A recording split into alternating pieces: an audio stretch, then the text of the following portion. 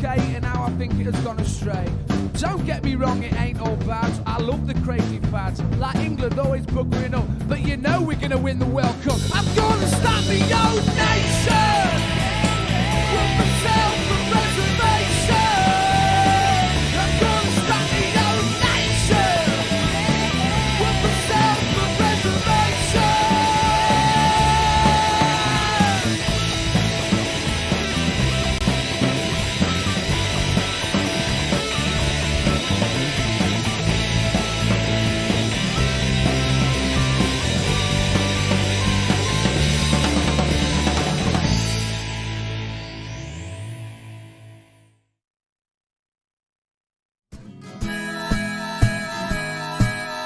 Keep the red flag flying here.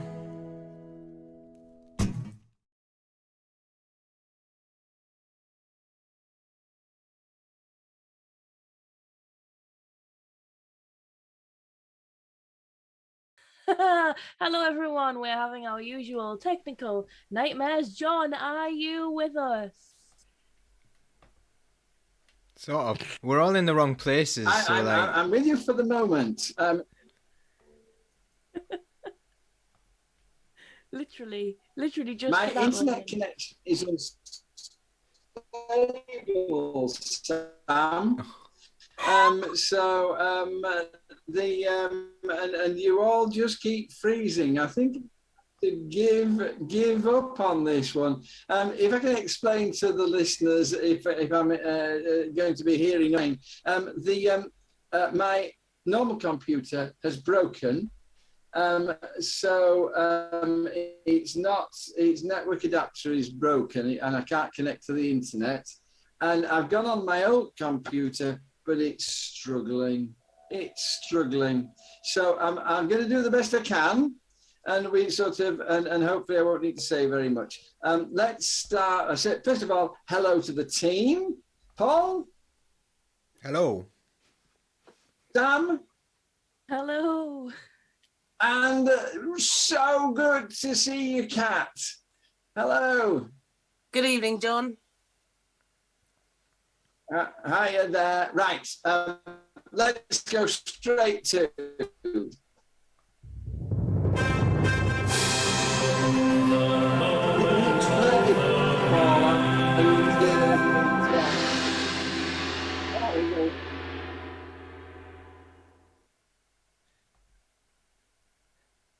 I don't know who that Kat, was to. what's Me. your moment of the week? It is Sally Rooney coming out against having an Israeli company translate the latest book that she's published. But she gave an amazing statement. It was well-bodied. It was thought through. It was intelligent about why she was doing that. So she's a best-selling author who has had her previous two books translated by, I believe, this same company. And she's come out and she's mentioned trade unions in her statement, among other things, and has come to a principled and ethical point where she's drawn a boundary and said, I am still open to my book being translated into Hebrew, but not by an Israeli publishing company. And her statement, I was not I'd seen her in the news. I knew she was a best-selling author. I was genuinely very refreshingly surprised that she came out the gates with such a thorough statement. It wasn't just tokenistic. It was intelligent and ethical. So to see somebody who has that platform, she has power, I recognise her privilege, say, I'm drawing a line and I'm not allowing this and I have the rights to this. I realise her position is powerful, therefore she has the rights to say no. But I do think that's incredibly significant. People were queuing at midnight to buy her book and she's saying it's not ethical while the Palestinian people are being suppressed, and I'm not willing to do that. So that's my moment of the week. And a fantastic one as well. Thank you very much for that. Paul, moment of the week. Okay, mine's kind of ridiculous, so I'm just gonna play it, and you can all listen and hear it, and it's preposterous. So here we go. This message is for Brian Kelleher, Brexiteer, and I hope you have a great birthday. This comes from your good friend Aidan. Now, it's a bit early in the day, so all I've got actually is coffee, but I hope you enjoy a few pints with the lads tonight. Up the Ra!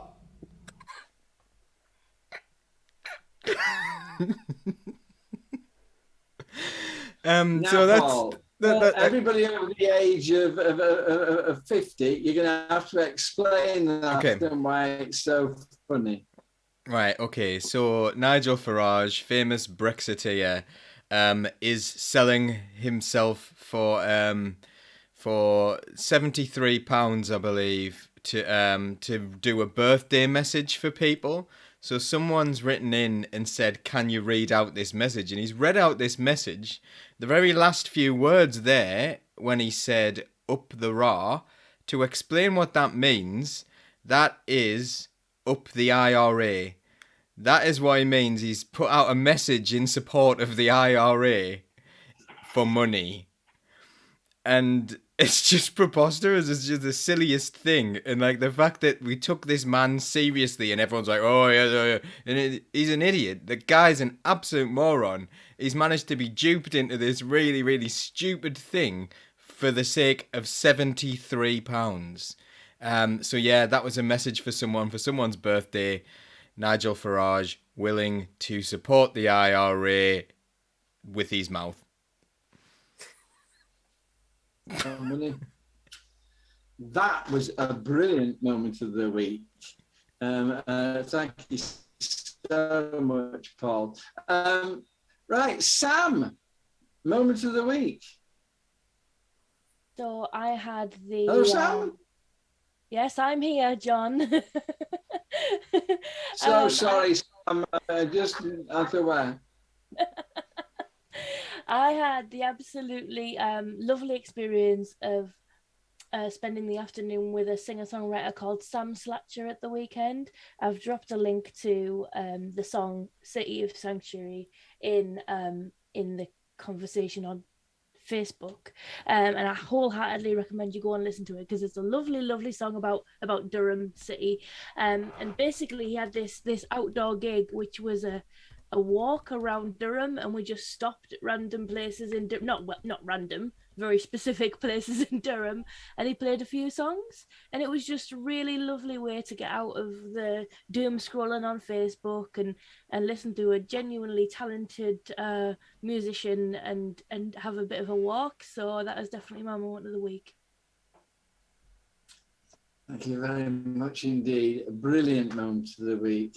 And I can't see you at all, Stuart. Are you there, Stuart? Have you got a moment of the week for us? I do.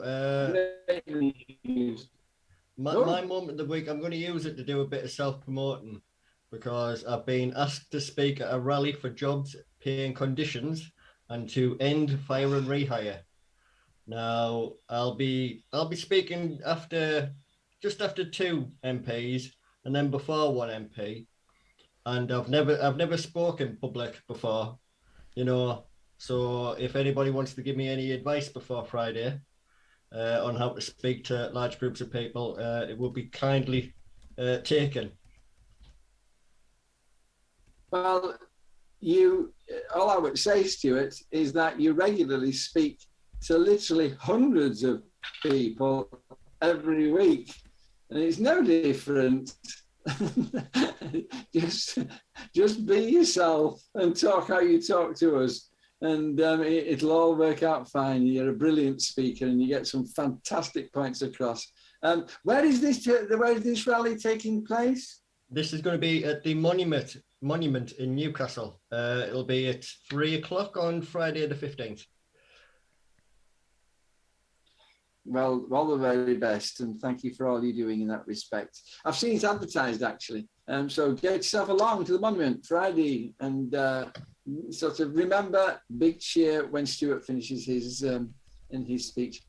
And that's the end of Moment of the Week. I don't know whether I can give a prize. They were all just fantastic moments of the week. Thank you, everybody, so much. Let's move on. Now it's time for the big story.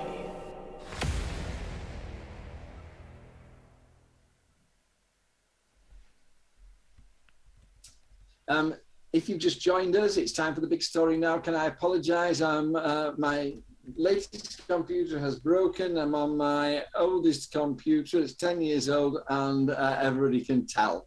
So if I keep breaking up, if I keep missing things, and if the team gets completely befuddled by my apparent incompetence, I'm just blaming the technology. And thank you very much indeed. So let's start the big story. This week really had to be the Tory conference. Let's see if we're as cruel about the Tory conference as we were about the Labour conference last week. Sam, talk to us about the Tory conference. Well, my experience of Tory conference was being outside of it, protesting against it, which I really, really, really enjoyed. I took my megaphone with me, and I led some of the chants, which were very, very simple. There was this one. Tories, Tories, Tories. Out, out, out. Out, out. Tories out. Tories out. Easy, easy. So I did that a lot, and it was a lot of fun. But what was interesting to me was how much of a really bizarre, I mean, these things are always echo chambers, these things are always like an alternate universe, but the Tory conference was even more of an alternate universe, to the point where my MP was in there handing out badges that said Tory scum, thinking she was clever, and people were walking around inside the conference centre going, isn't this funny, isn't this funny? And then they were walking out of the conference centre and people were going, oh look, there's a Tory scum, and they have labelled themselves. How strange. What is going on? So there was that, and also the bizarre speech by Boris Johnson, which included no policy, and once again he brought up this thing about there being massive inequality in the UK, and you just want to grab hold of your TV screen, look it straight in the pixels, and go, who has been in government for the last 11 years, Boris? If there are huge inequalities in this country, that is your fault. It's nobody else's fault. Stop fighting against the previous Conservatives, which you were a part of, you know, and we really need to keep hammering this message home, that these Tories are the same Tories that have been in power for the last 11 years. Boris is not a new thing. He is not a turning the page, a new chapter. You know, if anything, he is worse than the ones we've had for the previous 11 years, because he is so driven by his own ego and not even ideology. You know, he's not really that ideological. He backed both Leave and Remain, and he was waiting to see which one was going to be more popular before he decided which boat he was going to jump on. You know, he's only interested in popularity. He's not interested in any particular political aims themselves. So, and that's really scary for a politician, isn't it? So, and also what was interesting is I watched the Owen Jones documentary into the conference. I don't watch a lot of Owen Jones, but this was particularly funny, and you should watch it, because he's talking to all these people at the Tory conference and getting them to agree that the universal credit uplift should be maintained, and also that unions should have more power, because if they did, less people would be on welfare. So it's really worth watching, if anything, just for a little bit of light relief. But yeah, gosh, they do not live on this planet. I thought that Owen Jones was particularly on fire, this Tory conference. But I've got to just challenge you on one thing. That sort of, I agree. I got my head in my hands on social media as normal, but sort of I agree that it had no policy, nothing to recommend it whatsoever. But didn't you come out thinking, this guy, that was a better speech than Keir Starmer's speech? I mean, Keir Starmer's speech I thought was dire and put you to sleep. You lost interest after the first 5 minutes. Sort of Boris Johnson's speech, for all it was a policy empty zone, it had jokes, it had passion, and I think and I said this, and everybody's very cross with me, I think the ordinary man in the street will think that he was far, far better as a leader than Keir Starmer ever would be. Do you not agree that sort of Boris Johnson's speech as a spectacle was really quite successful? Yeah, and we've got a phrase to describe that, haven't we? We call it having a fur coat and no knickers. You know, you've got to have some substance behind what you say, otherwise there's no point in saying it at all. So I think we've got to be careful not to just reward people for being a great showman, because actually what we need is a great leader of a country, and those are two hugely different things. And then he goes on holiday, of course. And then he goes Kat, did I hear you saying that you were outside demonstrating as well, or that you could talk about the demonstrations outside? No, I wasn't there, but a lot of my friends, including Sam and my friends from the RMT and other unions were. So we were having a conversation earlier about the Tory conference, and genuinely all I could talk about was the protests and the counter movements against it. That's not a bad thing. I mean, that was a wonderful thing. You know, there were really passionate people speaking, like Deepak as well, the speech that Deepak did, among other things. You know, I don't remember that protest on the streets of Brighton a couple of weeks ago. There was absolutely passionate protest against what was happening in the conference, and at some point someone threw a cone at Ian Duncan Smith, and I wish they hadn't missed.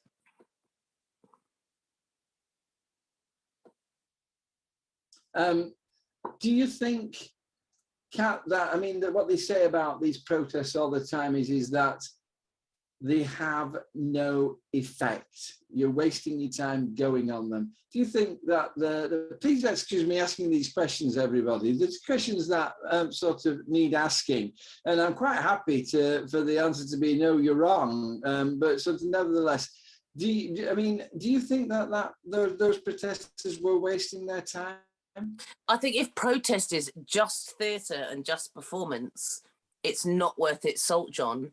But having been on picket lines, which are protests, and having been on protests which have got results, which have changed things, not just in the trade union world that I protest in, but also the anti-fracking world that I have been very active in, I have seen those results. My hourly wage has seen those results. And I'm not trying to just insulate this to working people in a trade union. Some of the best activists I know, like Deepak, are not necessarily in work. So I do believe protest changes things. I think you raise a good point about when it's just about getting on a front page and having a good chant. That's not a dig at you, Sam. Your chants are always awesome. I have seen your very professional megaphone work. I'm not digging you at all. I'm not having a dig at you at all. But there's a difference between performance and substance, John. But I have seen the results of that substance. The thing is, it's persistent. You keep going back, and you're not just protesting on the streets. You're organising as a community. You're taking part in things like this socialist think tank. You're taking part in your union. You're speaking to your friends. You're writing to your MP. You're making campaigns outside of what your working world is, or your local community is. So there is a fine balance, but yeah, protest gets results. It does change things. There's the odd wanker that doesn't want to. Did you, and again, and I'm not, I'm asking the question, I'm not trying to make any points at all. Are you scared of me, John? Pardon? So did you pay any attention to anything that was going on at the conference? I mean, is this a situation where it's the Tory conference, so I am consciously going to not listen to it? Sort of, and if so, is that a right approach? Or did you sort of watch the bits on the news and just pick up what ordinary people will have I probably went more out of my way to ignore the Labour conference. I cannot be dealing with it. It gets into my brain too much. I remember reading and watching a little bit of the summary of Boris's speech. I did watch the headlines about what went on. I didn't just completely delete it, but I'm as disinterested with the Labour Party as I am the Tory Party about what went on. But I do want to know what went on. So I have paid attention, but what is in my life, in my natural community, in my friends and my trade union family, has been the counter protests, both to what has gone on at the Labour Party conference in Brighton and in a much bigger numbers at the Tory Party conference in Manchester. So I wasn't blocking it out, John. I was giving both things equal, slightly dull attention.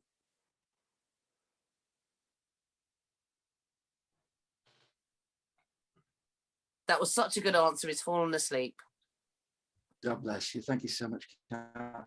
Paul, what did you make of the conference? What did you make of the conference?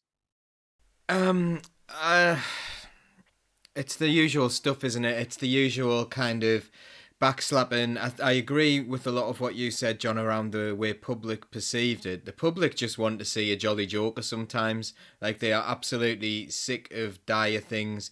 I've seen like a few articles where they're saying that like Keir Starmer is seen as being really glum and boring, and at least Boris Johnson's kind of funny. So, like, you know, I don't want someone who is sort of... He's not funny, actually. He's just a pathetic buffoon.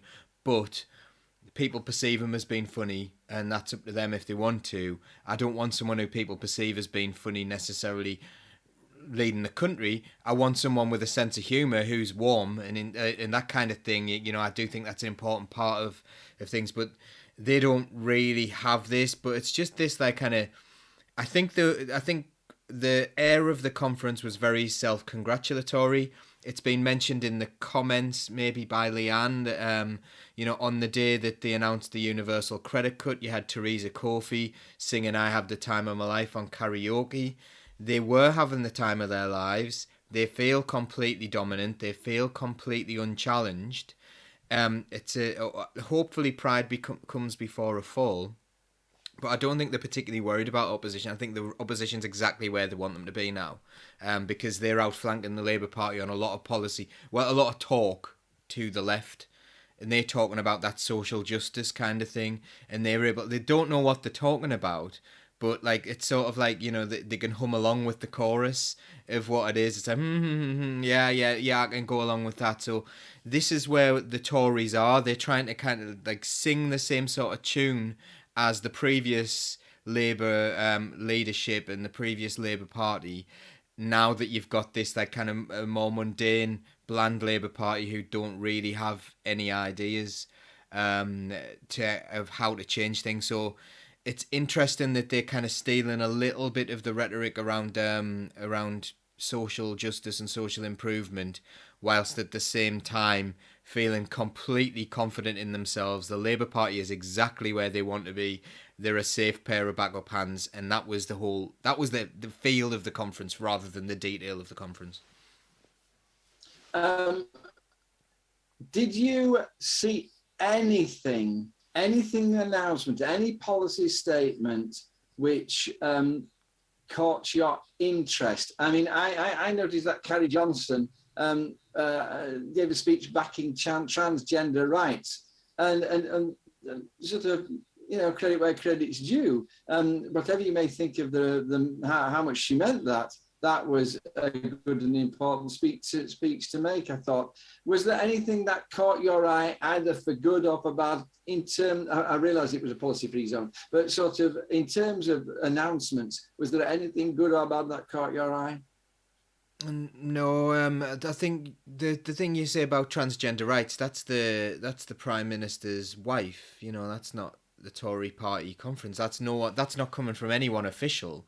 That's someone who is close to the Prime Minister, having a marginally better opinion than many people within the Labour Party, in fact, at the moment. You know, and that's something that, you know, I think we should be kind to transgender people. I think transgender people need to have rights, need to have support, and yeah, good. I don't know what that looks like, and it doesn't look like Priti Patel's going to be pushing that through. There's like quite a lot of pushback the other way, and I'm sure a lot of the people in the Tory Party conference would disagree. So maybe it was quite brave of her to do that.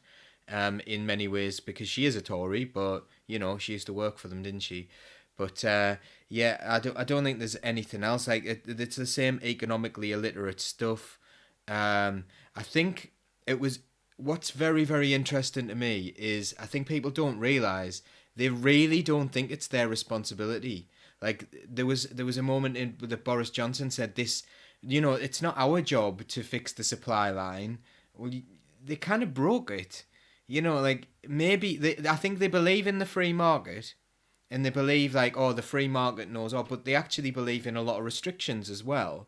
So they don't really believe in the free market. So they're doing things like, they're doing the worst of all worlds. They're trying to create restrictions for their own purposes, whether that's anti-immigration or whether that's pro-huge business or whatever, but also at the same time saying, actually, we have no responsibility to make people be able to have food.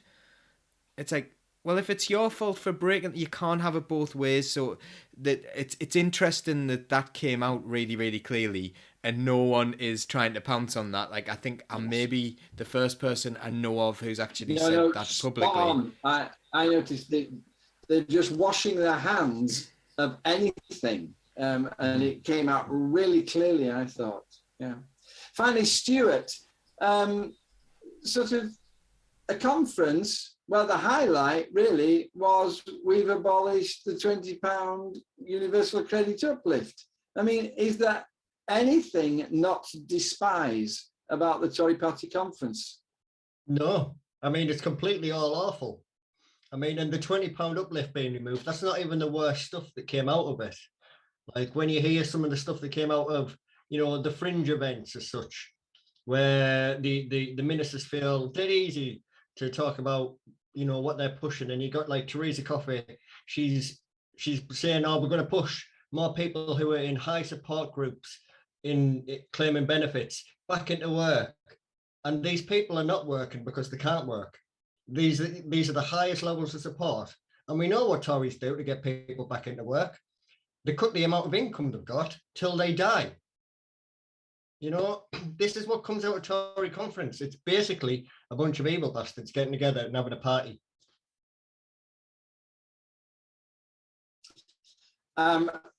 There we have, ladies and gentlemen, the quote of this week. A bunch of evil bastards getting together and having a party. Can we write that down somewhere? A bunch of evil bastards getting together and having a party. I think that sort of, so they'll do well to listen to you at the Monument, Stuart. Right, thank you very much, everybody. Paul.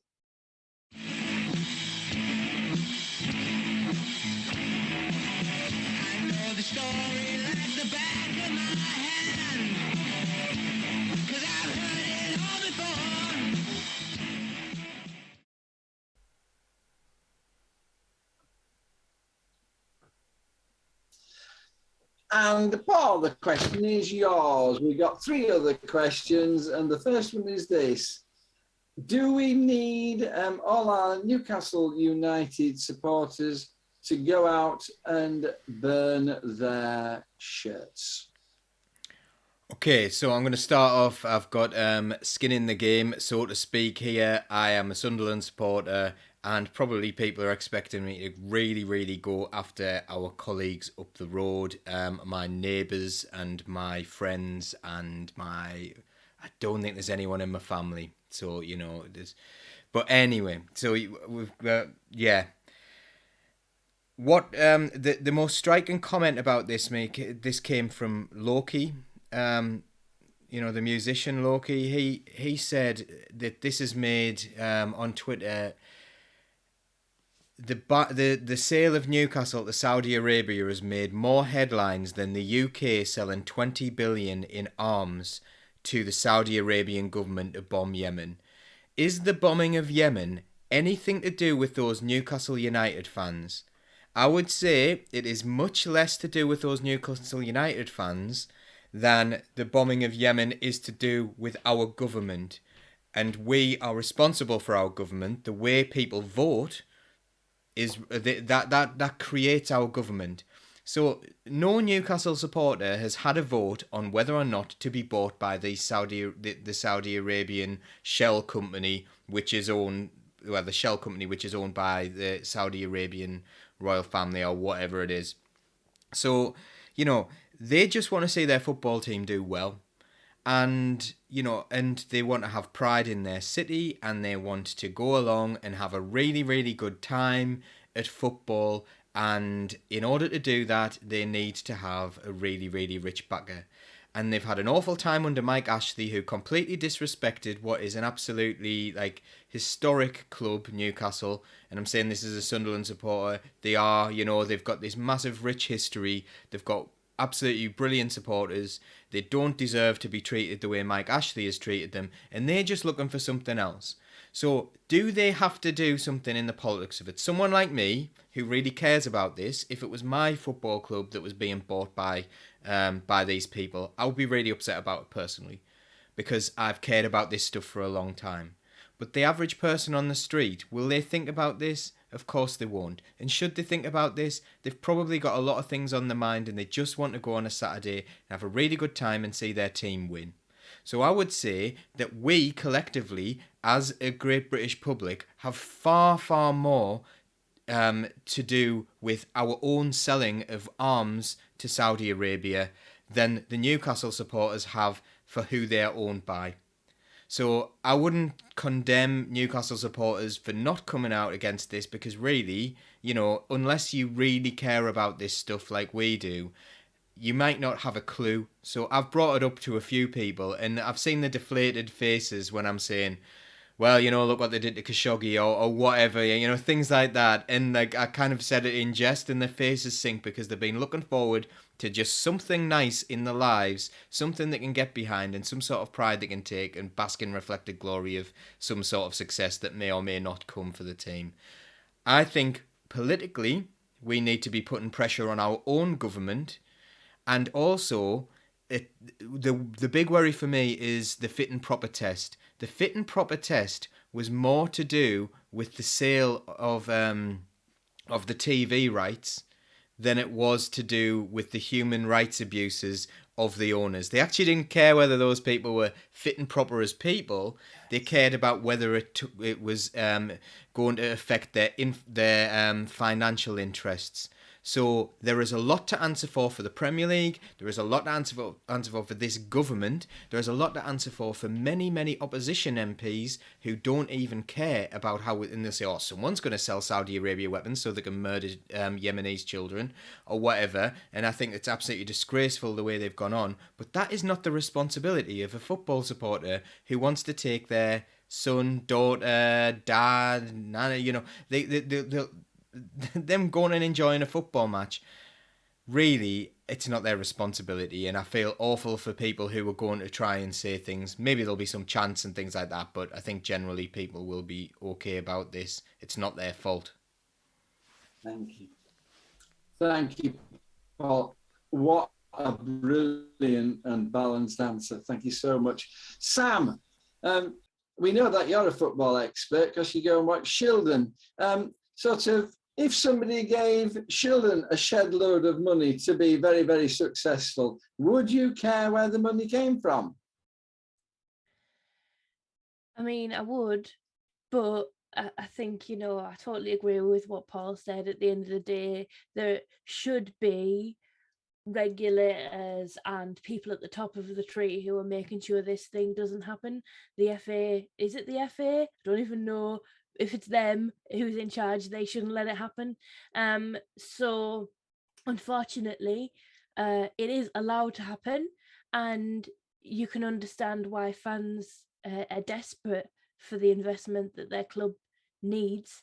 Saying that, like you say, it's one of the reasons that I support Shildon, and I encourage everybody to look at their little local teams and see what support they can give them, because you're unlikely to have these huge moral and ethical dilemmas in such small teams, but also your pounds out of your pocket are going to have a huge impact in a small team where, well, I mean, does this investment mean that that Newcastle don't need fans' money anymore, you know, and are they going to be less responsive to what the fans want in the future? I don't know enough about it.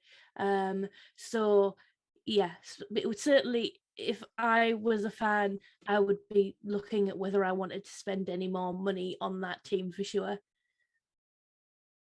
Thank you. Sort of. Stuart, is this just another example of how football has been ruined by capitalism? It's sort of, I mean, the Sam there, quite right. I mean, I grew up watching Bradford City. I knew that what supporting a team involved was supporting them through losing and losing, through thin and thin. And sort of sort of, is this just another example of big money wrecking the morality of the game? I actually think this is older than capitalism. Like, if you go back through history and you look at the ruling classes and the privileged families and the like, how many times that they would invest in schools for the fine arts or into sports or into certain professions so that they had access to the people who worked there, so they had influence. You know, if you look back at like Louis XIV, he started that Royal Academy for Fine Arts, didn't he? So that he had great influence over the people of Paris. This is what's happening now. You've got really powerful groups of people, corporations, nations buying sports teams so that they have influence in other places, so that they can give themselves a really good, you know, PR write-up. It makes a country look really good if they're investing into sports, if they're investing into people's, you know, communities. And that's what, you know, football teams are to people. They're a community, and they're literally linked to where they play football. So this is just people leveraging influence with money. So it always was. Thank you. And finally, Kat. Now, you when we were talking before the show, you said, "Don't ask me. You can ask me anything except football." So, is this because you are just not interested in football, or you're just not interested in Newcastle? What sort of expect? As I'm assuming, as a complete outsider to the game, how would you feel about it? Yeah, I'm a complete outsider. My experience growing up was with a very small football club, York City. Although it wasn't that small when I was young. I had my PE lessons in their grounds, but as a teenager and an adult, the last football game I went to was at the Olympics in 2012 with my sister to see the women's team. I think it was USA v Japan. I don't follow it. I don't care. I understand the sense of community in those grounds. I manage those events from people attending large events. I can understand that the corrupt influence of business. I was living in Manchester in the late 90s, in Salford, just down the road from where Man United used to train. So, but I don't follow the details. I don't want to. I'm not going to. But rich, corrupt people investing in business that could make them lots of money.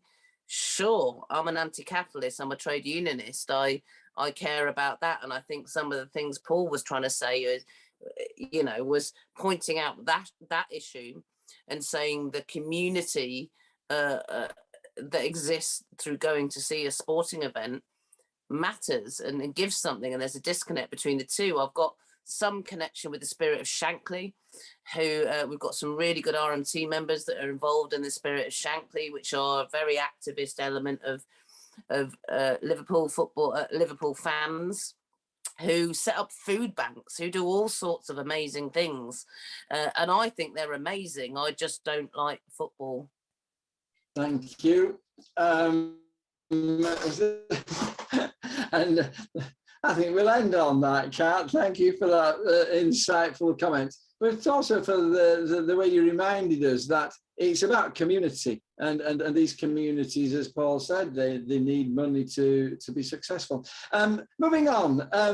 Well, earlier we were saying how the government seems to have just shed all responsibility for the energy crisis. Stuart, should the government be doing more about energy prices, and if so, what?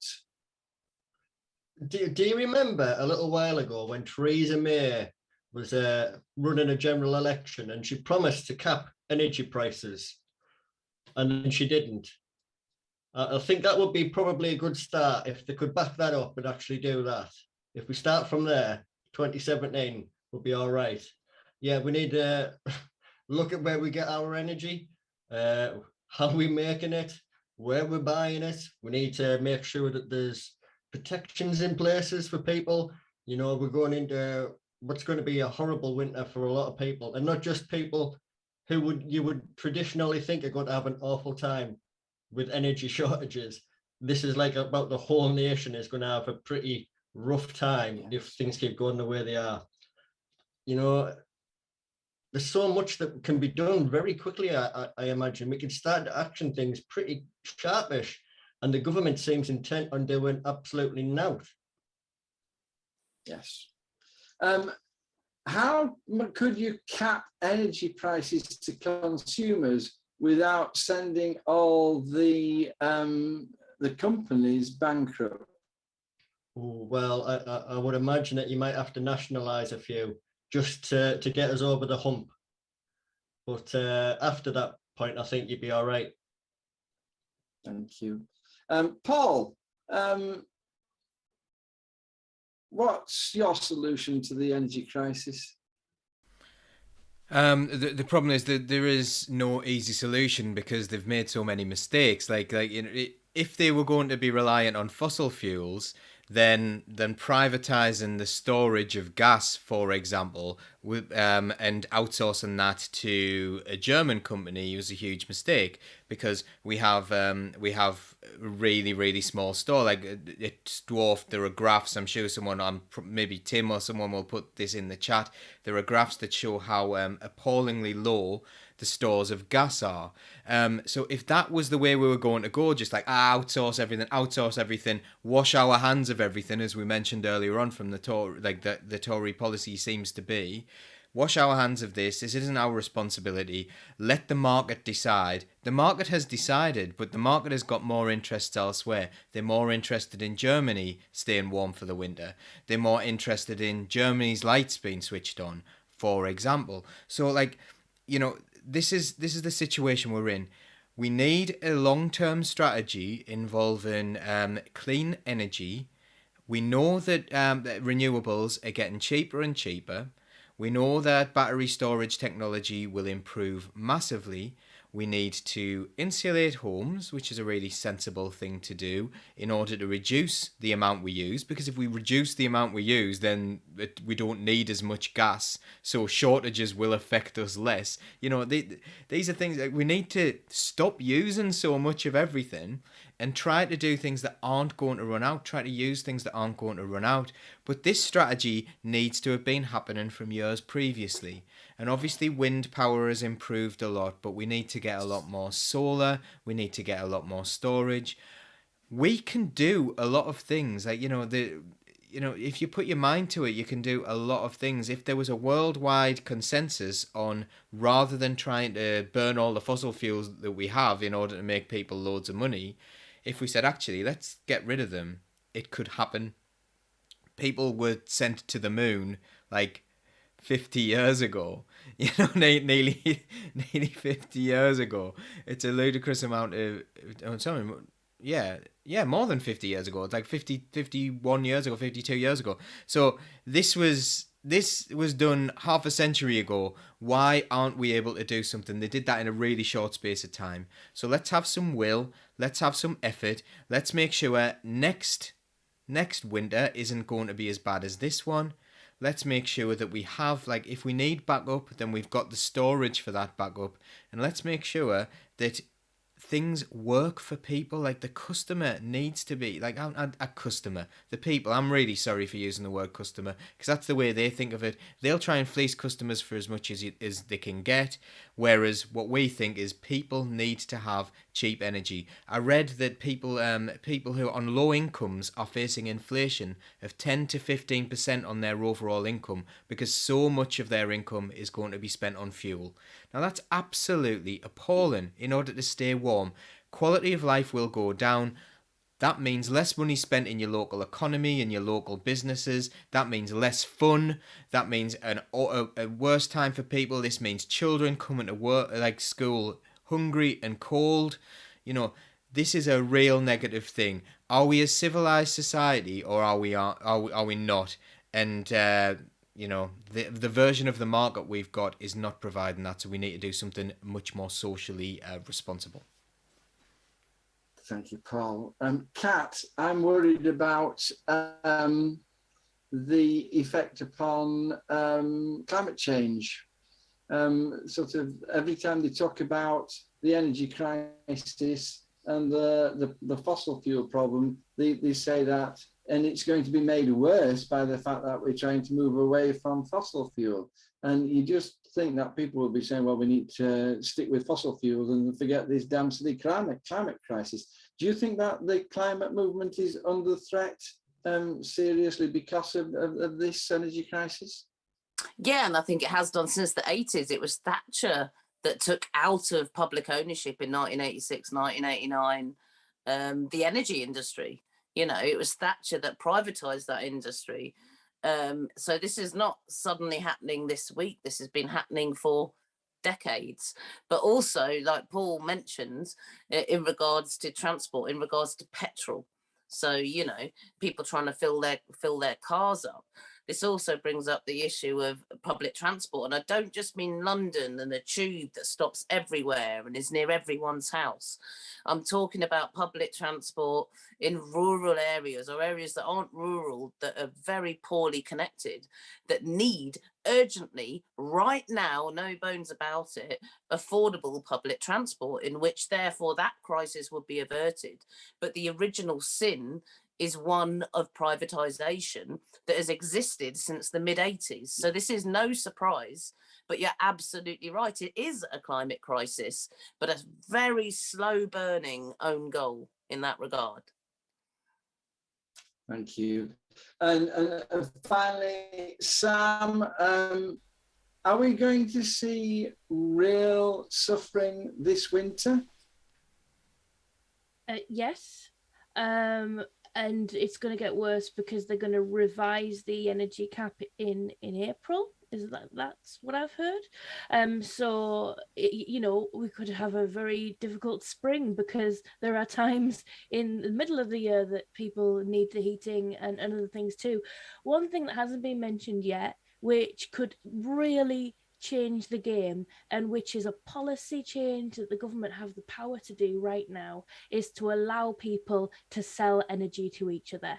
At the moment, if you've got solar panels on your house, if you create excess energy, you either have to store it in a battery or you have to sell it back to the national grid, and the national grid have to buy it off you at a price that they can sell it back at a profit. We can't sell it to our neighbours. Right? We should be able to have every church, every community centre, every bit of disused housing covered in solar panels to alleviate fuel poverty in this country. We could sell energy to our neighbours at about a third of what it currently costs, because that's how much it could be cut by a third at least, and while that doesn't solve all of the problems, there are some places in our country that are still heated with oil. There are some places where they're really dependent on gas. Once you reduce the cost of electric, you reduce the demand for gas, and hopefully that makes sure there's plenty there for people who actually need it, and for our crucial industries who actually need it, because there are industries that still need that kind of fuel. So I think community energy partnerships is the only way forward. And why won't the government do it? because it's going to upset their friends who are shareholders of the energy companies. And making an awful lot of money out of all this. God bless you, Sam. Thank you. I am continually astounded by how brilliant all four of you are. Thank you so much for your answers. Last topic, everybody, and and if you're like me, listener, you won't know what on earth this is about. So I'm hoping for enlightenment here. Kat, talk to me about the Pandora Papers. So I can put it in really simple layman's terms, which is lots of rich people being allowed to fiddle the books, and those people being exposed in quite detailed information. And it is, I don't believe it comes as any surprise to most people that rich people find ways to fiddle the books. But what the Pandora's Papers have shown us, it's an extensive amount of information, is how they do it and who has done it. And it's not everyone that's done it, and it's not every way that you can do it. But I think for me, what I wanted to focus on was whistleblowers, so the people that give this information out. And we can look at the really famous people we know that have done that: Julian Assange, Edward Snowden, Chelsea Manning, and Reality Winner. Reality Winner doesn't get a lot of a mention, but she got one of the harshest prison sentences for the release of unauthorized information in American history. But what we look at are not things that are necessarily illegal. And that is the thing that is the most shocking. And it's not, because you know what? Capitalism is absolutely rotten to the core. But the fact that we have very significantly high-powered politicians and business people being able to furrow away their money through a vast system of loopholes, which is nothing new. You know, tax havens aren't 1,000 miles away from us. The City of London is a tax haven.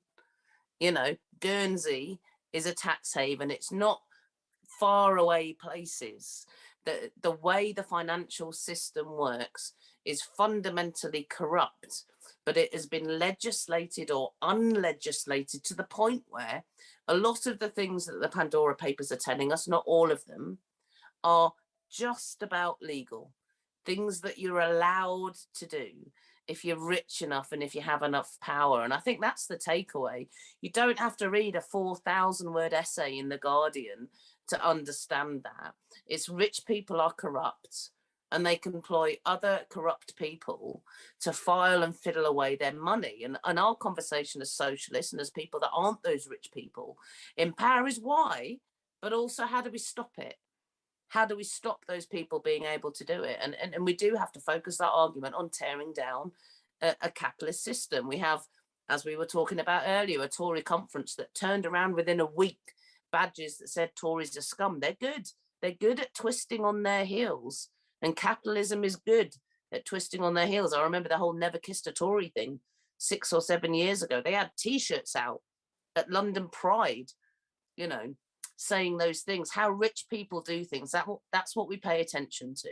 I don't think you need to spend 3 days reading all of that documentation, although some people will, and I don't knock them for it. But rich people fiddling things, that's what we need to focus on.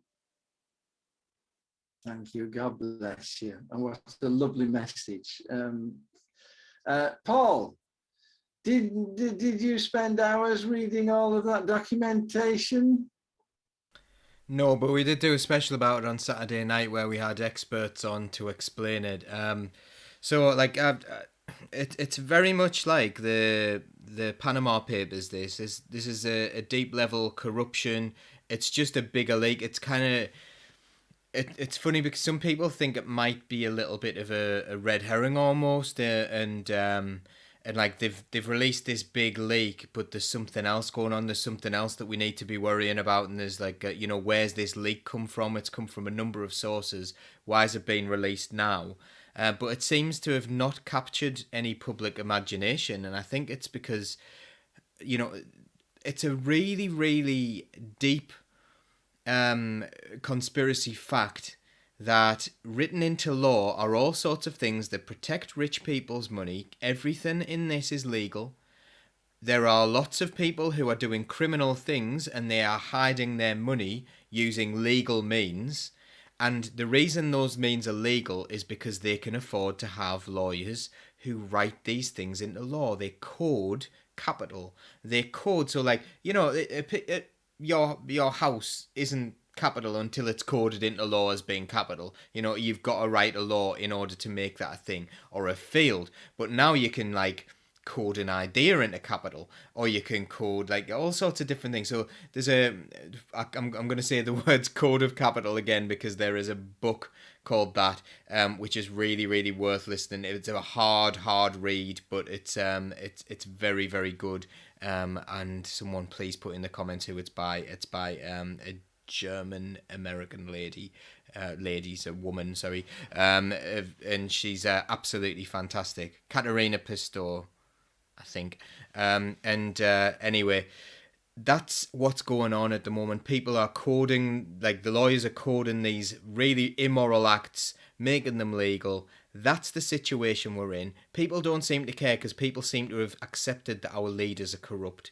We need to offer them an alternative to this. We need to offer people like this idea that communities are going to work better. And referring back, like linking this back in with Tory party conference, the Tories are kind of like the difference between a socialist and what the Tories believe. Both of us believe that people should be doing things for themselves.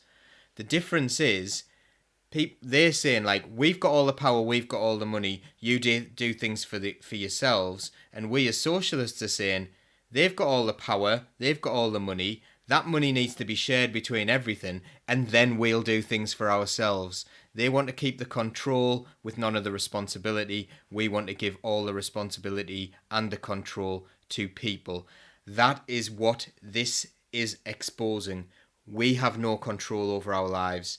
This money is being hidden all over the world in completely legal fashion, and it is absolutely terrifyingly disgusting. Thank you. Sam, no crisis of no riots on the street. Have we just reached outrage exhaustion on the corruption of the capitalist system? Well, like Paul said, I think people just expect politicians to be corrupt now. You know, even me. You know, I go out for my lunch, and people who know me like take my money and then look at me and then go, "Do you want a receipt?"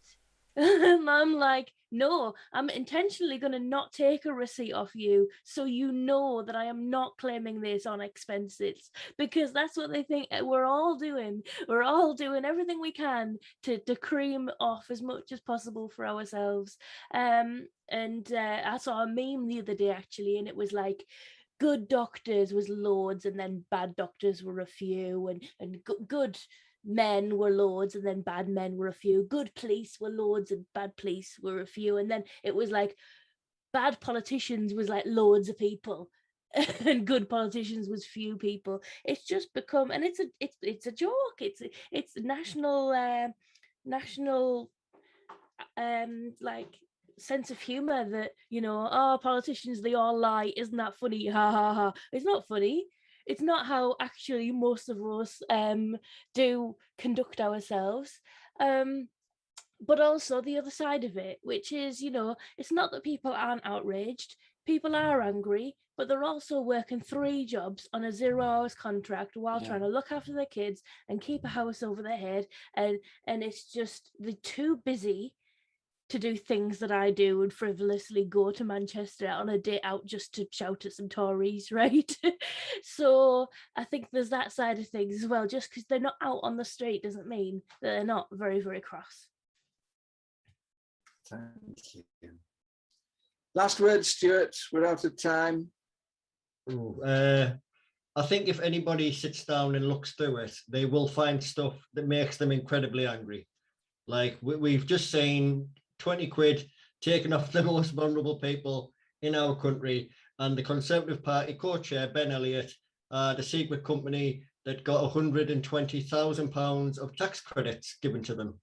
You know, you've got to dig through a little bit and just find out these things that they're going to stick you in the chest and pass that on to somebody who might do something with it. God bless you. How do you do other examples like that? So was it just one example? There's so many. I could go days and days and days and days and days worth of evil, crooked people and businesses. Thank you. Perhaps it's something we need to know more about, eh? Right, people, when you come back, I'm going to give up with this connection and I'm going to leave the team.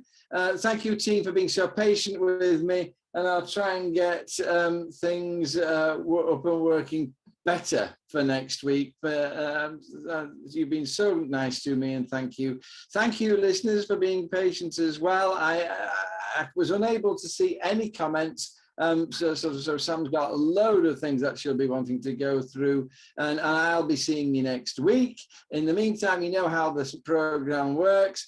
We're going to spend 5 minutes listening to No Passaran, and then I'm going to listen with my wife to the team as they have a less structured discussion about some of the issues they want to. So thank you, team. You are geniuses. Thank you, listeners. You're obviously discerning people to listen to this team. And we'll see you in 5 minutes. Bye-bye.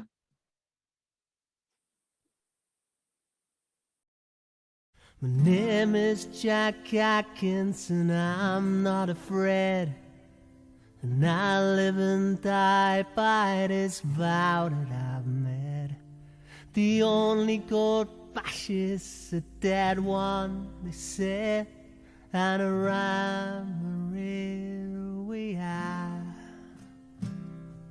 When I first left all them months ago, told him I'd come not to kill but to cure. Well, for an ambulance driver my shot's pretty sure. Panorama, here we are. There'll be no passaran, no passaran, no passaran today. Fascists have come for our freedom, and we ain't gonna give it away. There'll be no pastor around here today.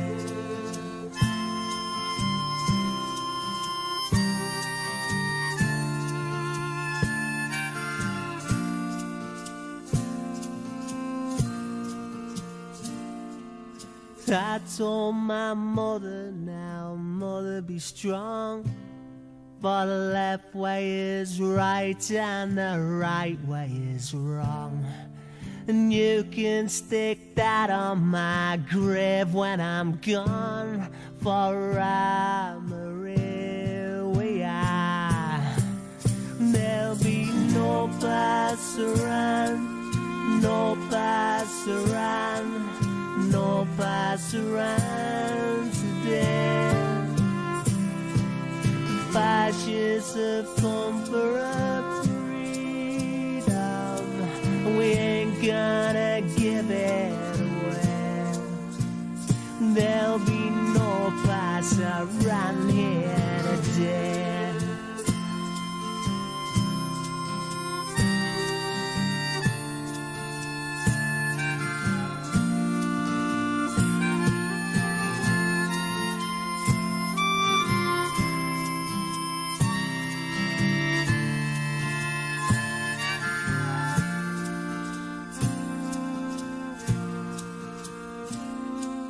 Cast may be cast, and the cast may be cast, but you armies of darkness, you best do your worst.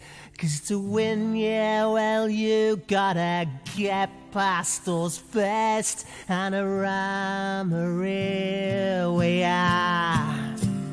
There'll be no passaran, no passaran, no passaran today. The fascists have come for our freedom, we ain't gonna give it away. There'll be no pass around here, no pass around, no pass around, no pass around today. No pass around, no pass around, no pass around today. No pass around, no pass around, no pass around today. The fascists have come for our freedom, we ain't gonna give it away. There'll be no pass around here today.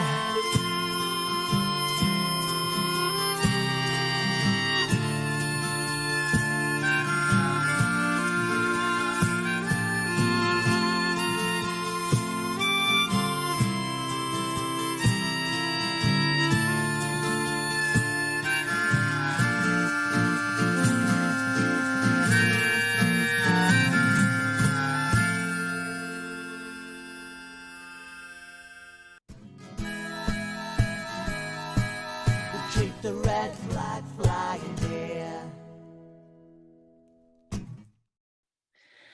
Hello, welcome to the after show. I am knitting and you can't stop me. I've really enjoyed to see look, my words aren't working. I've had a very long day. My words aren't working. I am sorry. I'm trying my best to keep them in the right order. I'm really enjoying the outpouring of love for Stuart from Dan Lewis over on YouTube. I've been told you're a very nice man, Dan, but I do appreciate some attention myself. So if you'd like to say some nice things about me too, that would be great. We also... I have a picture of me and Dan lovingly playing chess at the World Transformed, which is quite nice. That, like, you know, I should maybe share that at some point. It's beautiful. Mate, that's peak middle class Labour shit. Come on now, playing chess at the World Transforms. Easy now. Were you also reading The Guardian? Definitely not. Definitely not. Eating quinoa. I'm only joking.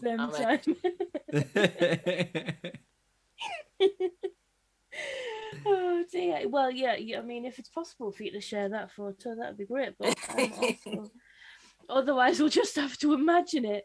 Dan Lewis says, Dan Lewis, middle class. He obviously does not agree. We don't know because we've not seen the photo. We just got to imagine what you look like. It was a very hungover game of chess. Yeah, there was just happened to be chess there.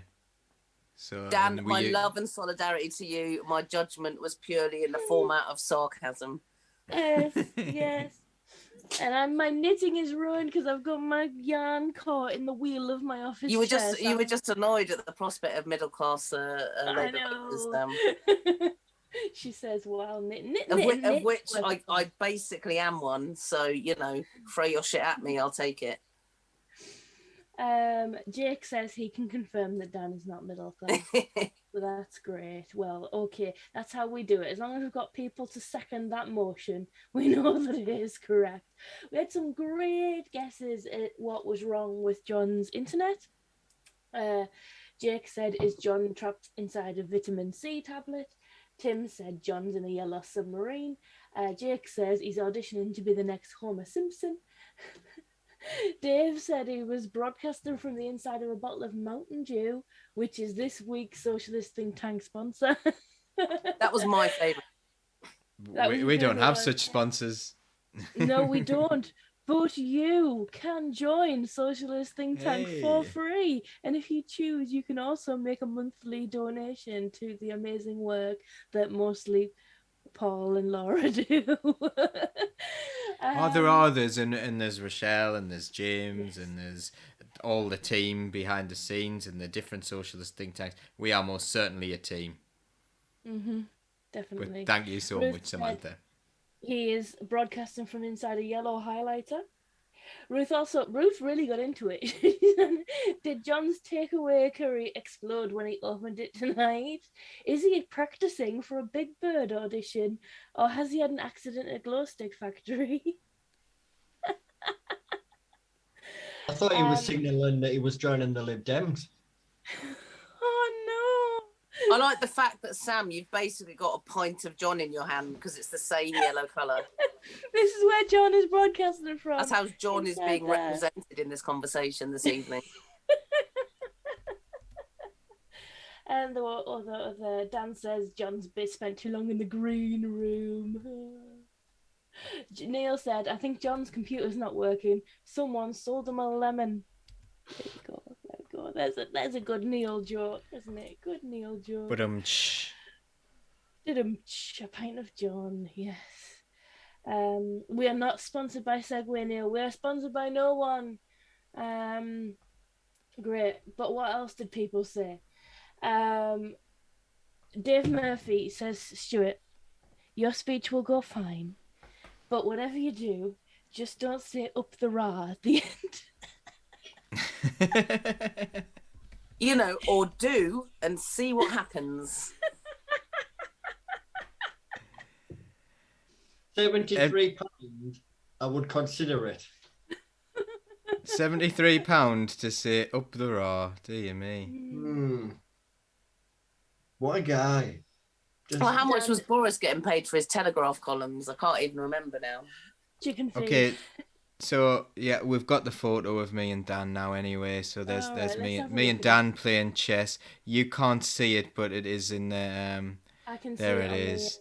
Just for absolute accountability, just so you can now rip the piss out of me, my iPad is sat on a crate of Coke Zero. So just come at me with your middle class jokes. I deserve them. Who plays chess side to side like that? I think you're both psychopaths. You know, we were just very close. It was a busy weekend, and you know, yeah. There are 4 sides to that table. There's no need for that. Unless Laura was there on the other side taking the photo. I was very hungover, Leanne. That was it was a pretty bad one, but it was a good one, but it was a bad one. Laura had to drive for me, so. Yeah. Also, I want to dig myself out. Playing chess is not something that we shouldn't not do. That makes us sound like shit people. It's quite a fun game. Get to use your brain. It is. There's lots of working class people who've become very good at chess. The Soviets were great at it. My granddad taught me chess. He was very definitely working class. It wasn't anyone with money. Yeah. So yeah, dig me out for my earlier judgment. I'll take it. Okay.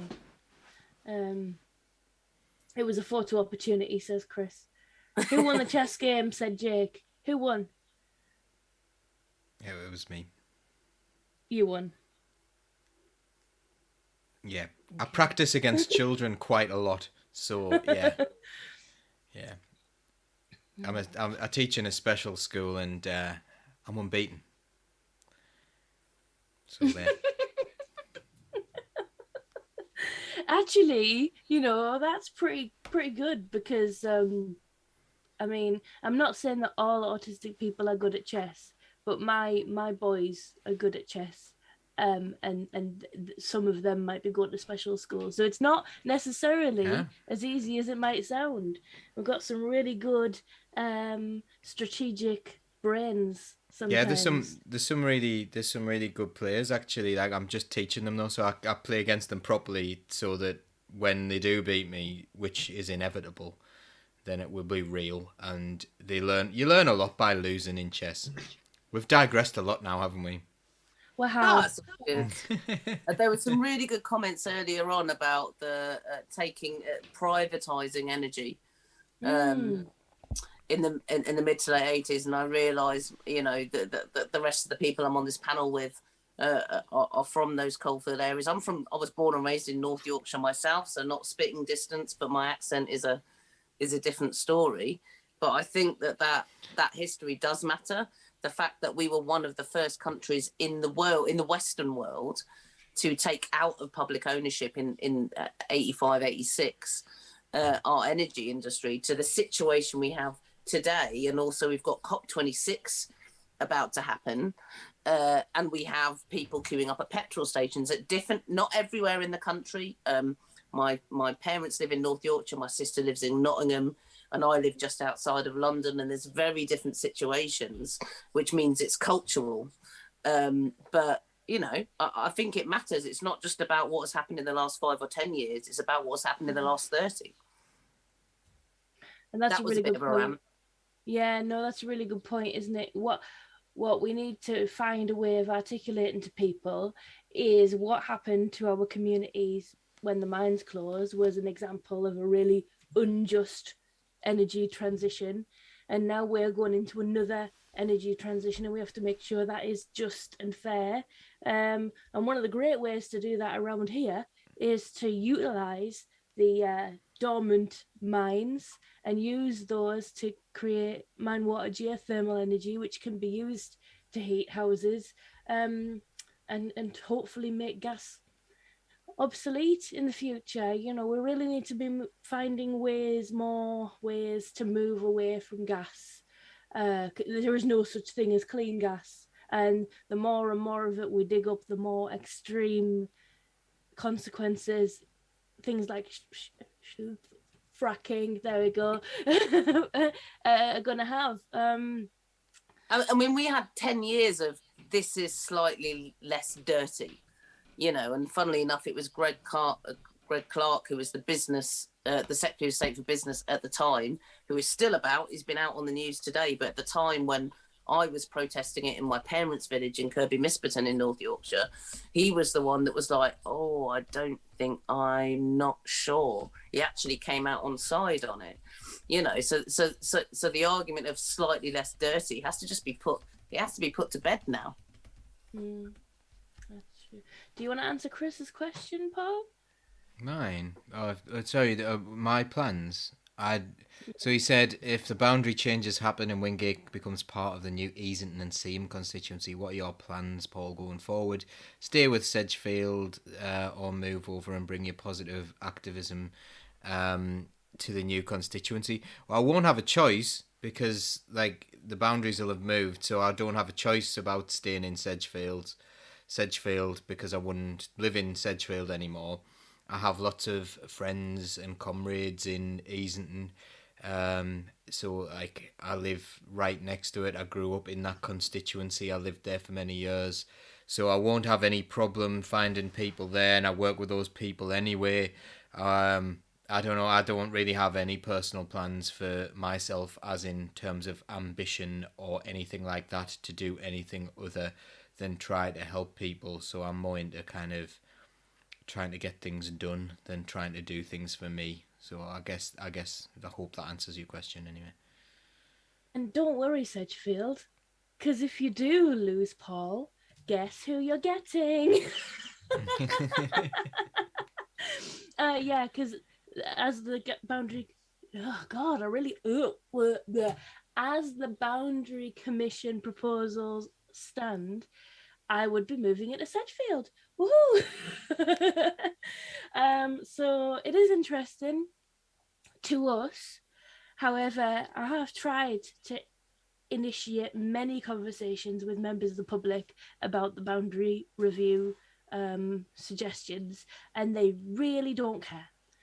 They could not. I mean, Jesus! I had a parish council meeting which went on for 3 hours, and there were sort of 40 agenda points, and one of them was the boundary commission, and they literally went, does anybody care about this? No, let's spend another 3 hours talking about fly tipping.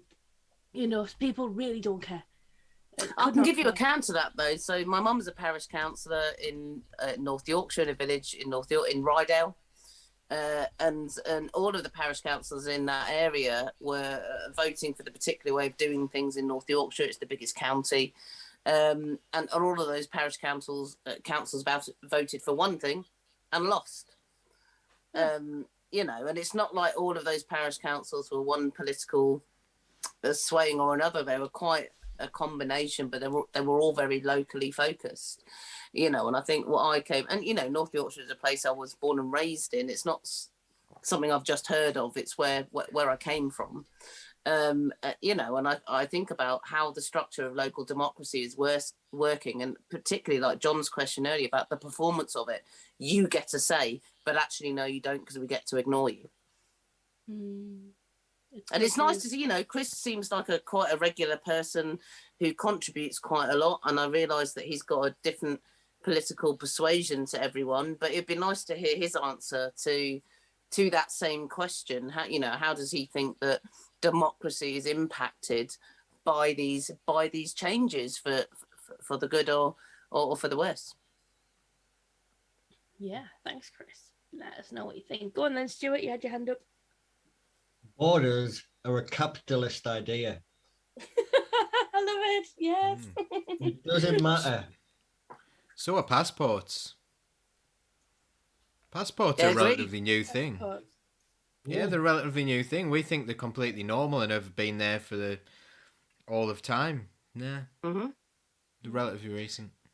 Have I told you the story about basically how Sheldon invented time? I mean, I thought that was like Bath and Wells, because they've got a really old clock, but that's as far as my brain goes. I'm pretty sure it's existed for all of time. No, you see, universal time, where London has the same time as Edinburgh, didn't need to exist until the railways came along and you needed a railway timetable. So if it wasn't for trains, which were officially invented here, no, they weren't. I know they weren't. But Sheldon was very important, and without Sheldon, there would arguably not have been a Stockton-Darlington railway. And then there would maybe not have been the type of public railway transport that we see today. And they would not need, yes, Neil knows what it's about, because obviously before then, they could just sort of guess what the time was based on where the sun was in the sky. Yeah. But when they had local time, didn't they? Yeah. You see, this breaks my brain a little bit, because I know London Underground uses universal time as opposed to GMT, which means when the clocks go forward or the clock go back and you're on a night shift, it's an absolute nightmare, because half the stuff that tells the time on a station corrects itself and half of it doesn't. And I've never understood why it was this thing and not the other. So I've just learned something new. Also, Tim Dredge knows people in my parents' village, which is tiny. There's like 80 people live there.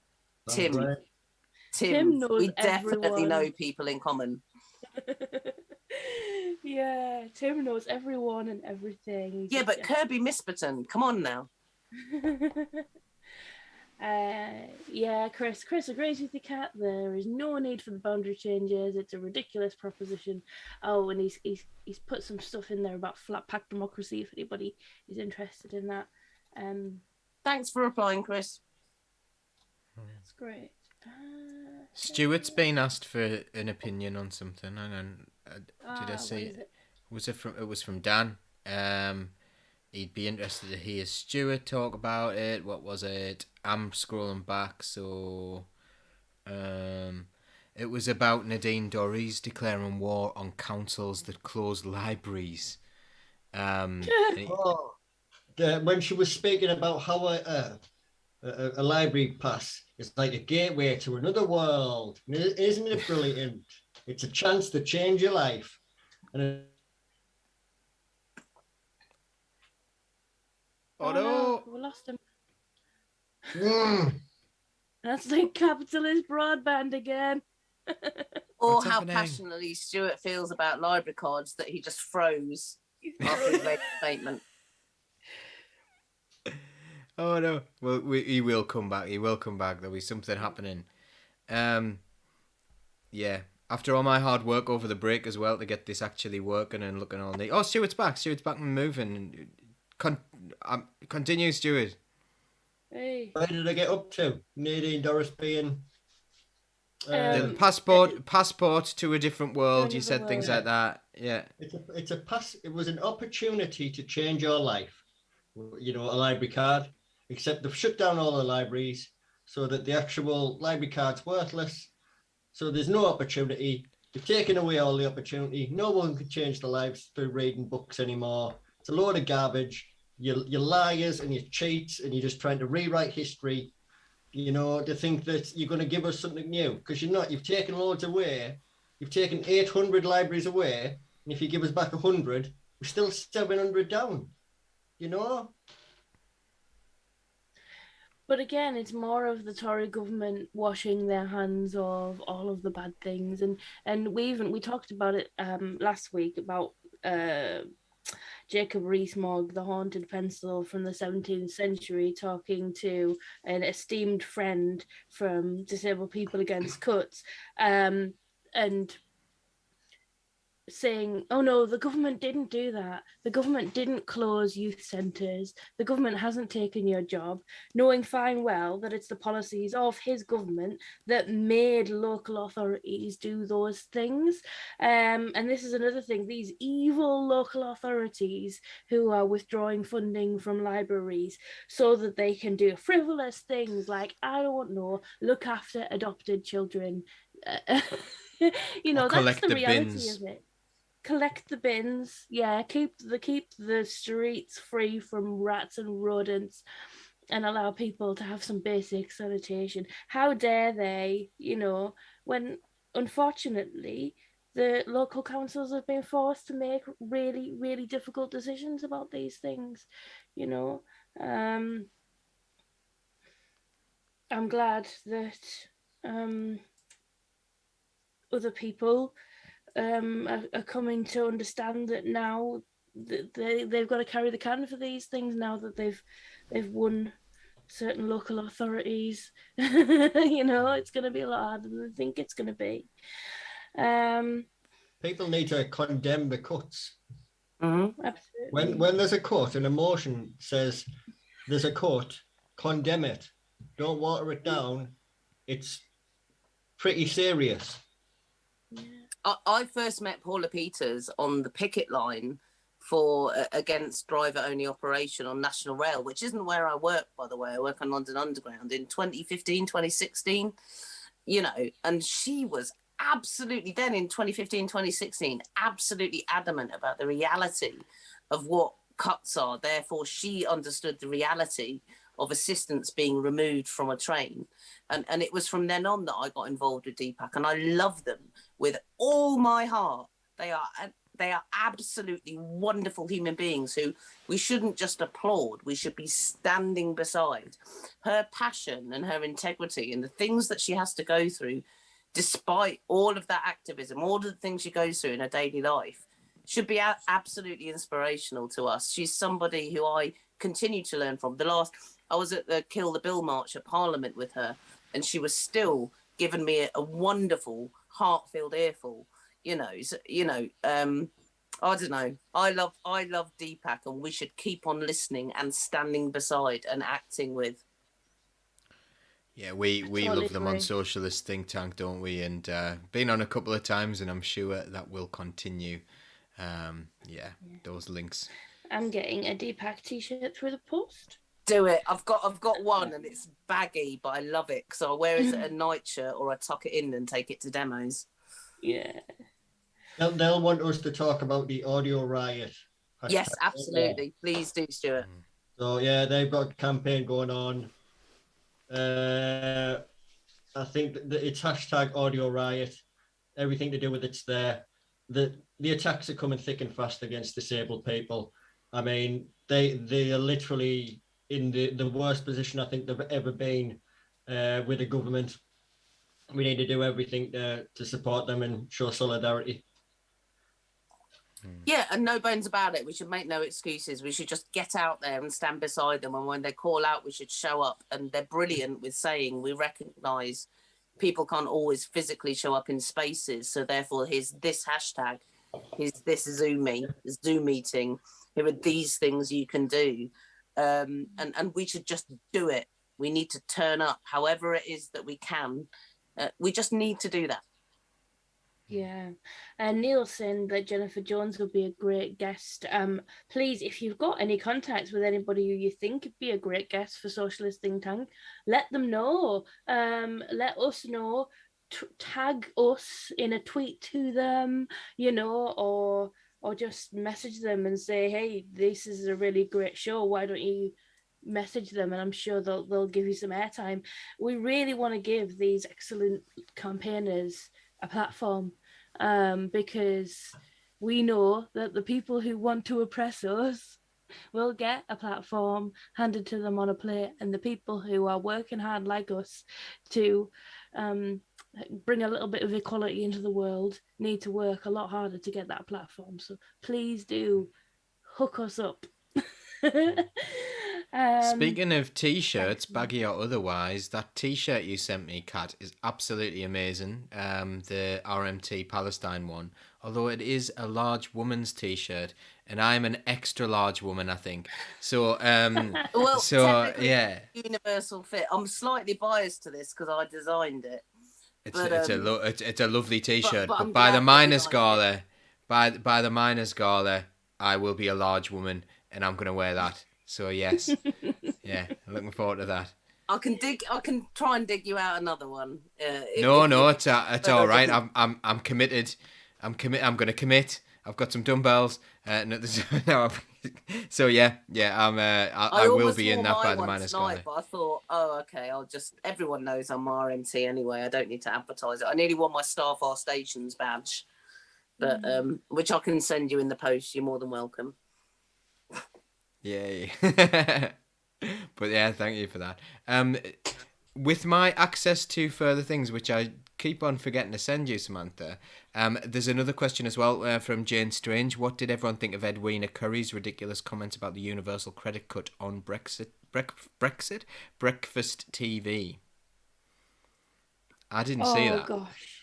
No, I didn't see that, but she also did an interview on the radio, which I assume was the same incoherent bollocks, because it was saying, it was really condescending. There was an example of a woman saying, a woman really who you could tell was at the end of all of her means, saying, look, I'm trying my hardest. I'm working.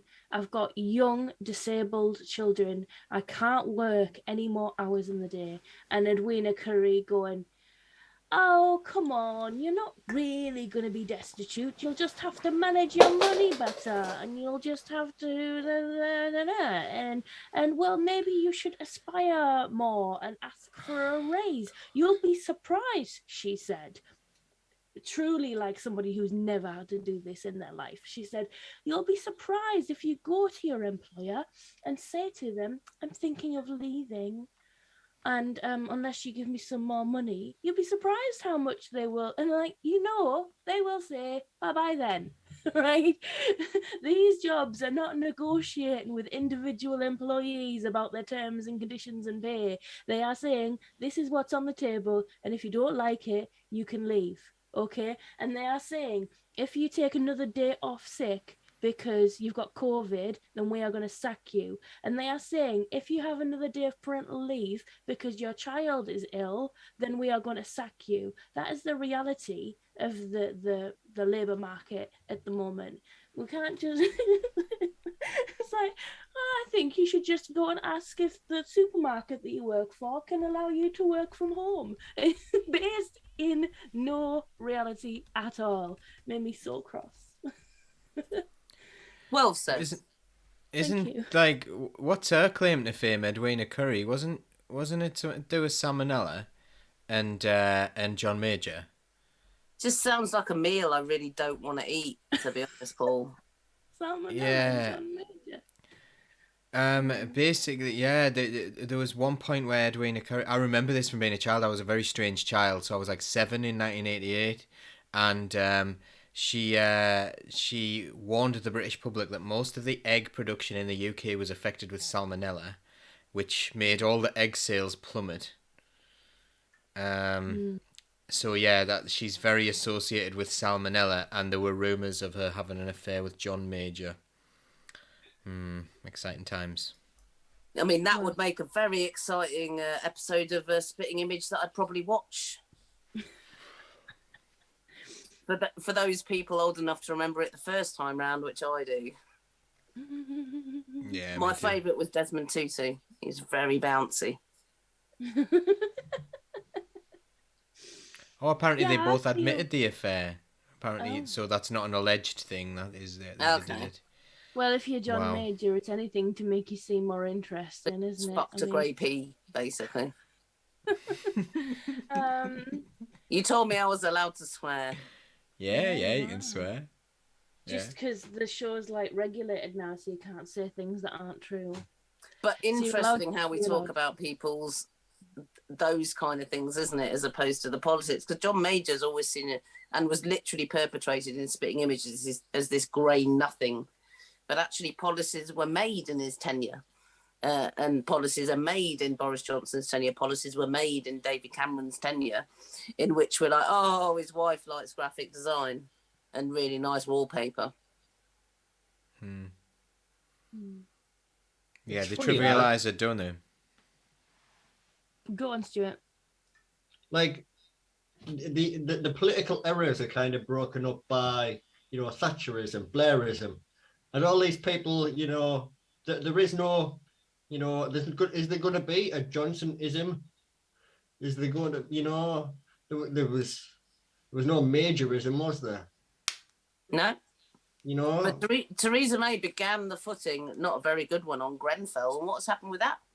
What has happened with Grenfell? What has happened with fire regulation? What has happened with the people post Grenfell who have been able to afford properties? Not that the occupants of Grenfell could, who have you know, cladding as a real issue. That's an issue that affects various different types of people, in which the government is doing absolutely nothing about. Be interesting to see what Gove does, because he's housing minister now, right? Or he'll do something horrible because he always does. Yeah. The Majorism, I think, was PFI. I think that was one of the legacies of John Major. Was, I think, that he started doing PFI contracts and perhaps the first academy school. And the beginnings of the anti-trade union laws, the very, very beginnings, which obviously came in a different iteration much later on. Yeah, it was interesting, like, because obviously Thatcher put a lot of the trade union laws in, but it's interesting that, like, a lot of what Major started, Blair continued. Mm-hmm. Completely. Interesting. And it was that a kind of bland centrism Cameron thing. finished off. Blair was the middleman. Yeah, Leanne wasn't PFI. Blair basically put rocket boosters under PFI, but I believe it was under the Major government that PFI began. I feel like Stormzy should be quoted here on several levels, because there was his Brit Awards, which was his comment about Grenfell, and then his Glastonbury, which was fuck Boris, fuck the government, which I have a T-shirt of, and it's one of my favourite T-shirts. T-shirts are truly the most beautiful form of communication. Laura, who isn't with us today because she's had a very busy day, she had a T-shirt on that says "Riots, not diets." That's it. I like it. That's a good sentiment. Neil, I like my favourite RMT one. Just says, "If provoked, will strike." My mum hates it. I love it to pieces. It's got a really cheesy snake. It's the worst designed T-shirt in the world. Oh God, I love it with my whole heart. If provoked, will strike. That's great. I've also messed up my makeup because I am not a grown-up. Is that because my T-shirt is that good? It made you mess up your makeup. I'm crying. It's so beautiful. I'll take it. Right. I'm gonna call us to a close, because we're not going to go on for a full hour prattling on and stuff. When we're going to say thank you very much to Kat for stepping in at the absolute last minute to cover for Laura so that she could have a well-earned rest. Thank you, Stuart, for being, as Dan says, beautiful. Dan says he wants to know when you are getting your own show. So I want you to meditate on that, please. Paul, thank you for being the absolute glue that holds everything together. We literally couldn't do without you because it's magic. Thank you to John for managing to broadcast from the planet Mercury, despite all of the issues that caused. And thank you to all of our viewers for watching today. If you've stayed with us this whole time, well done you. Remember that you can catch up on all of the shows on Facebook, YouTube, and Twitch. And also you can find Socialist Think Tank on Twitter. In fact, any social media network you can think of, type Socialist Think Tank into the bar, and if it doesn't pop up, let us know and we'll make sure we get on there next. And remember that you can become a member of Socialist Think Tank for free, and also all of the episodes are also available as a podcast, because we appreciate that your time is precious and you might want to do something else while you're listening to this solid truth that we are giving out for you for free. Okay then, see you next week at 9:00 on Tuesday for Political Unmuted. Bye. And thanks to you, Samantha, as Bye, well. Bye, everyone. Bye. Bye. Bye. Hang on, I'm not quite ready for the... And now I am.